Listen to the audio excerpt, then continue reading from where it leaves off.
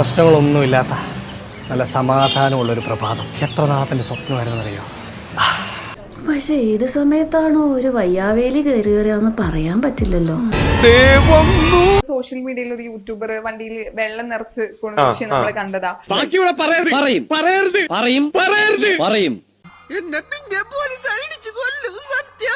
വണ്ടിയിൽ വെള്ളം നിറച്ച് കൊണ്ടുവച്ച് നമ്മളെ കണ്ടതാ. എനിക്കിനി തൂറാനുള്ള സമയം കിട്ടുമോ എന്തോ. അവനെ കാണാതിരിക്കാൻ രണ്ട് ഇടിക്കാനായിട്ടാ. എന്ത് വേണ ചെയ്തോ, പക്ഷെ ദേഹോപദ്രവം ഏൽപ്പിക്കരുത്. അവനെ കാണാതിരിക്കാൻ രണ്ട് ഇടിക്കാനായിട്ടാ. ചുമ്മാ പറഞ്ഞായിരിക്കുമല്ലേ? ചുമ്മാ പറഞ്ഞതാ.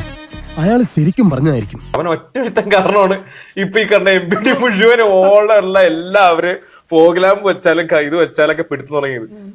ഒരു കയ്യബദ്ധം നാറ്റിക്കരുത്. അവൻ അവന്റെ വീട്ടിൽ തന്നെ ഇട്ടിട്ട് ഈ മറ്റേ വെള്ളം നിറച്ച് എന്തെങ്കിലുമൊക്കെ ചെയ്ത എന്തിനീ റോഡിലോട്ട് ഇറങ്ങി മറ്റുള്ളവന് ശല്യം ഉണ്ടാക്കി വെച്ചു.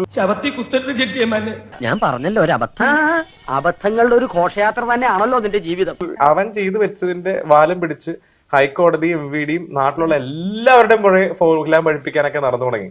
അതന്നത്തെ ചോരത്തിളപ്പിന് സത്യമായിട്ട് കിട്ടിയ നിൽക്കും.